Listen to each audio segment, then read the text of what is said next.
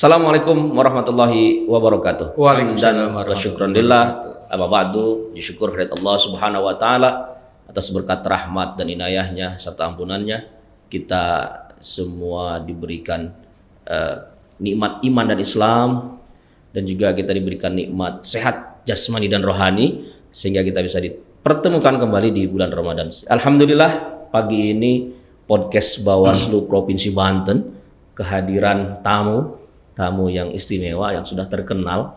Kalau Anda di Kota Tangerang pasti terkenal dengan Bang Agus Muslim. Saya panggil Bang Agus Muslim ya. Siap, Bang Peri. Bang Agus Muslim ini Ketua Bawaslu Kota Tangerang. Siap, Bang Peri. Ya. Gimana kabarnya, Baik, Bang Agus? Alhamdulillah, Bang Peri. Bang Peri gimana, sehat? Puasa, alhamdulillah lancar puasa ya. Amin, insyaallah. Harus tetap menjalankan puasa dalam kondisi sehat walafiat, walaupun di tengah pandemi Covid. Amin. Semua serba keterbatasan. Siap. Ya, bagus ya. Nah, Pak Agus, pagi ini menjelang zuhur ya, zuhur. Pak Agus karena di penyelenggara pemilu, Pak Agus sudah malang melintang ya di Bawaslu, itu sudah beberapa periode memimpin Bawaslu di Kota Tangerang. Siap. Selama menjalankan tugas tentu banyak sekali rintangan, halangan, terutama intimidasi ya, baik itu terhadap penyelenggara pemilu maupun peserta pemilu yang lainnya. Siap. Pak Agus, intimidasi di dalam penyelenggara pemilu itu seperti apa sih, Pak Agus? Ya, terima kasih Bang Peri. Mudah-mudahan di bulan Ramadan ini kita selalu mendapatkan ridho, sehingga ibadah yang kita jalankan akan bernilai pahala dari Allah Subhanahu wa taala. Bung Peri, apa yang tadi disampaikan oleh Bung Peri terkait intimidasi, apa yang tadi disampaikan oleh Bung Peri bahwa kegiatan-kegiatan di kepemiluan itu sejak tahun 2013, 14, 17, 18 dan 2019 sampai sekarang itu memang banyak pengalaman-pengalaman yang sebelumnya saya tidak tahu, lalu kemudian dalam proses kita mengetahui. Kita tahu ya bahwa dalam pemilu itu banyak hal yang memang dilarang. Betul. Di antaranya adalah larangan dalam kampanye, dalam setiap tahapan, baik dalam pemilu ataupun dalam pilkada. Nah, yang menarik bagi kita adalah persoalan-persoalan tahapan-tahapan itu kan menjadi kewajiban kita untuk mengawasinya. Betul. Nah, sementara pada sisi yang lain, apa sih yang diawasi, kan kira-kira begitu ya. Betul. Dalam pemilu ataupun pilkada. Pengawasan-pengawasan yang sebagaimana secara normatif diatur dalam Undang-Undang 7 2017 maupun dalam Undang-Undang 10 2016 tentang pemilihan kepala daerah. Misalkan ada pelanggaran kode etik, pelanggaran tindak pidana pemilu, pelanggaran sengketa, dan pelanggaran administratif yang sifatnya itu semua secara melekat harus betul-betul kita awasi supaya hal itu tidak terjadi. Namun demikian Bung Peri, bahwa sebagaimana kita maklumi bersama bahwa pelanggaran-pelanggaran yang sering terjadi juga di luar konteks itu gitu. Dan itu kadang pelanggaran itu juga kalau pengawasnya tidak kreatif untuk mengawasi juga kita bisa kejebolan juga gitu. Seperti hari ini misalkan terkait begitu gencarnya media sosial, masif gitu kan, baik Facebook, IG gitu kan, Instagram, apalagi Twitter dan sebagainya. Kalau norma-norma kita tidak mengatur secara baik dan benar, misalkan dalam konteks pengawasan, kita juga bisa kerepotan juga. Oleh karena itu, Bawaslu RI dalam hal ini juga sangat responsif lah kira-kira begitu terhadap bagaimana sih mengawasi misalkan terkait persoalan-persoalan kegiatan-kegiatan di medsos, kegiatan-kegiatan yang memang sebelumnya tidak ada pengawasan itu, hoax gitu kan, intimidasi, lalu kekerasan-kekerasan baik verbal maupun non verbal misalkan. Kalau di medsos kan biasanya non verbal ya Non-verbal. yang terjadi, ya kan, kata-kataan, ya kan, cacian, makian dan sebagainya gitu kan. Dan alhamdulillah hal itu sudah diatur juga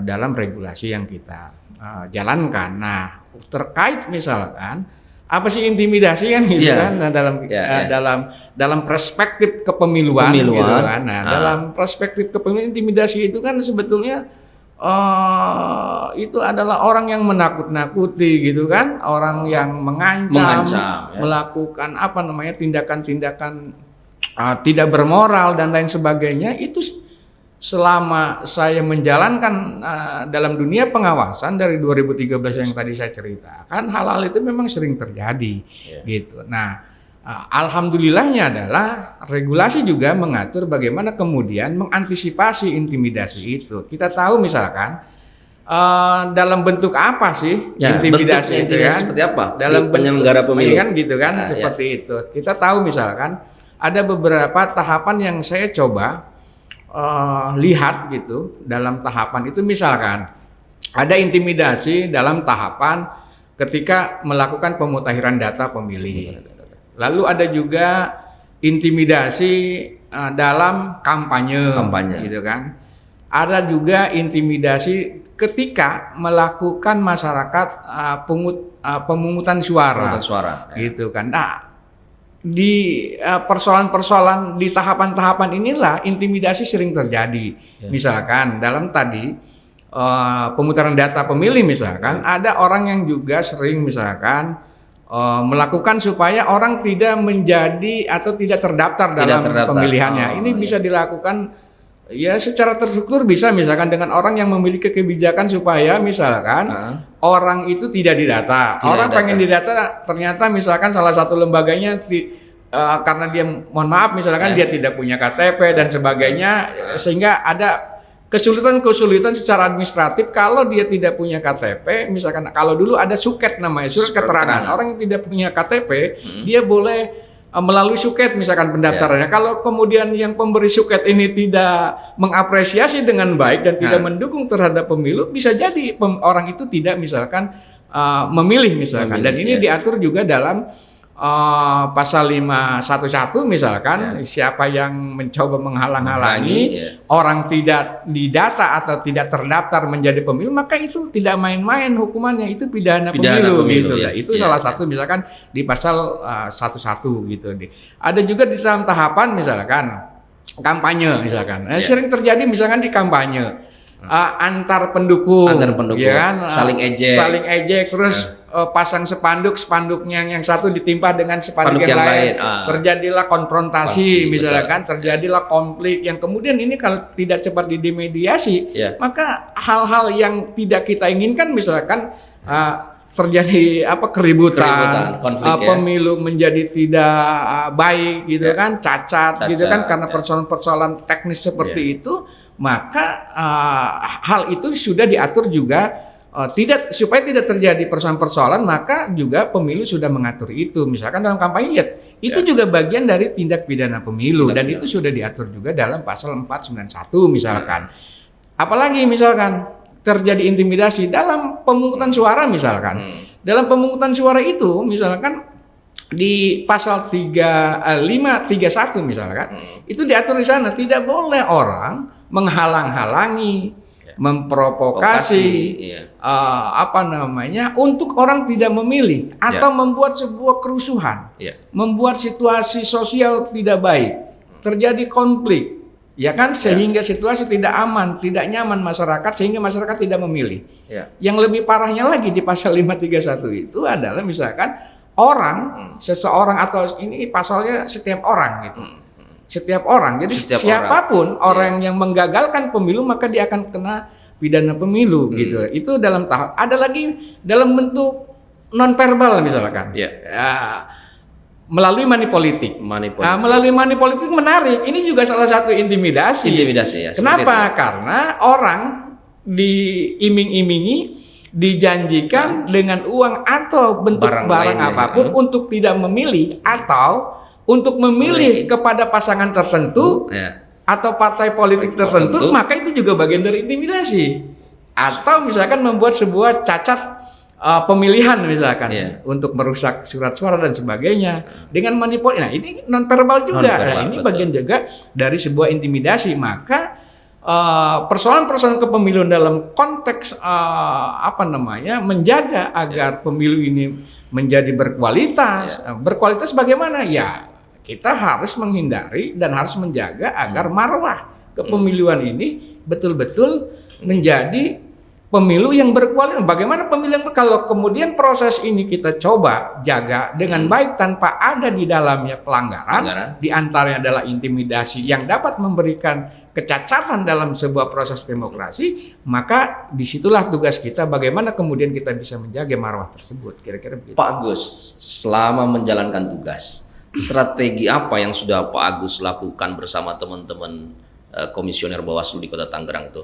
Lalu kerjasama dengan pihak mana saja untuk mengantisipasi terjadinya intimidasi terhadap penyelenggara pemilu? Ya, begini Bung Peri, pengawasan pemilu itu secara normatif memang adalah kewajiban dari Badan Pengawas Pemilu. Tapi secara umum ini adalah tugas kita semua. Masyarakat. Bukan hanya tugas Bawaslu, tapi elemen, komponen, stakeholder yang ada juga punya kewajiban bagaimana pemilu ini menjadi sukses. Artinya apa? Artinya adalah apa yang dilakukan oleh Bawaslu adalah semata-mata bukan hanya menjalankan kewajiban, tapi ini harus lahir dari kita sebagai pengawas pemilu yang kemudian ini bisa memberikan dorongan-dorongan kepada masyarakat. Apa yang disebut dengan partisipasi masyarakat itu yang harus juga terus ditumbuhkan. Dan alhamdulillah Bawaslu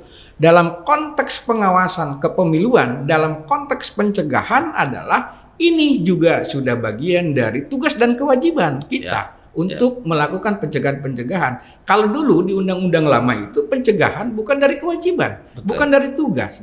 Itu bagian dari strategi. Tapi hari ini pencegahan adalah bagian dari tugas kita. Artinya apa? Ini harus lebih masif lagi kita melakukan gerakan-gerakan, dorongan-dorongan yang kemudian pengawasan itu menjadi efektif dan lebih berkualitas. Tentu sosialisasi ya kepada masyarakat. Ya, tidak hanya sosialisasi tentunya, kita harus bisa menciptakan kegiatan-kegiatan yang memang mendorong partisipasi kreativitas masyarakat. Contoh misalkan dalam Pilgub 2017 kita coba mendorong agar ada kampung anti money politik dan politisasi SARA misalkan. Terus juga kita dengan stakeholder yang ada, unsur kepemudaan, organisasi kemasyarakatan dan lain sebagainya di Kota Tangerang khususnya, kita sering melakukan hal-hal MOU misalkan, kerjasama yang memang dengan perguruan tinggi, memang ini diharapkan kegiatan ini bisa bersifat masif. Kira-kira begitu. Seperti itu ya Pak Gus. Jadi Bawaslu dalam menjalankan tugasnya tentu tidak bisa sendiri, artinya harus bersama-sama dengan masyarakat, bersama rakyat, bersama rakyat awasi pemilu, bersama Bawaslu tegakkan keadilan pemilu. Betul Pak Gus, seperti itu. Jadi tagline-nya Bawaslu luar biasa ini. Pak Gus, kita sebutkan dulu podcast Bawaslu Provinsi Banten. Selalu ada cerita di balik demokrasi. Kita lanjut lagi Pak Gus. Siap. Mumpung di bulan Ramadan, Pak Gus. Siap. Sudah banyak menjelaskan tentang intimidasi, baik itu dari Anda sebagai penyelenggara pemilu menjelaskan tentang intimidasi. Sebenarnya intimidasi itu baik di penyelenggara pemilu ataupun di luar kepemiluan sebenarnya seperti apa? Lalu dalam perspektif Islam, intimidasi itu seperti apa, Pak Gus? Ya, Bung Peri begini. Sebetulnya kan konsepsi pengawasan itu sudah secara normatif diatur. Nah, persoalannya adalah apakah pengawasan itu terjadi maksimal atau tidak, tergantung dari diri kita. Padahal konsepsi diri hidup kita ada sebuah ayat atau apa itu saya lupa begitu. yang menyatakan bahwa Anda hidup seolah-olah Anda dilihat oleh Allah. Jadi adanya Allah atau tidak adanya Tuhan, tidak adanya Tuhan, kita harus betul-betul maksimal sesuai jalan yang sudah ditetapkan oleh Tuhan, kira-kira begitu. Nah, dalam konteks seperti apa sih intimidasi dalam Islam itu, gitu kan? Saya coba menukil sabda Nabi Muhammad Sallallahu Alaihi Wasallam yang menyatakan sebagai berikut. Qala Rasulullah Sallallahu Alaihi Wasallam, la tarwa'atul muslim fa inna rawatul muslim dzalamun adim. Kalau tidak salah, kurang lebih artinya adalah jangan kalian menakut-nakuti seorang muslim, karena menakut-nakuti seorang muslim itu bagian dari kejoliman yang besar. Ya. Jadi dalam perspektif Islam bahwa menakut-nakuti ini kan sama dengan intimidasi. Ya. Intimidasi atau menakut-nakuti ini bagian dari kejoliman yang besar. Ini artinya apa? Artinya bahwa baik dalam perspektif norma konstitusi kita maupun norma agama, norma hukum dan norma agama, ini yang namanya intimidasi. Itu memang perbuatan yang sangat tercela yang tidak boleh dilakukan. Kira-kira begitu, Bung Peri. Gitu. Ya, agama manapun tidak membenarkan ajaran tentang intimidasi. Betul. Apalagi kita seorang muslim, al-muslim akhul muslim, setiap muslim itu bersaudara dengan muslim yang lain. Seperti itu Pak Agus ya? Oke. Kira-kira begitu. Sudah 20 menit kita diskusi bincang-bincang tentang kepemiluan. Ternyata asik juga Pak Agus ya. Nanti kita bisa lanjut di sesi berikutnya Pak Agus. Siap. Cukup sesi ini Pak Agus ya. Siap.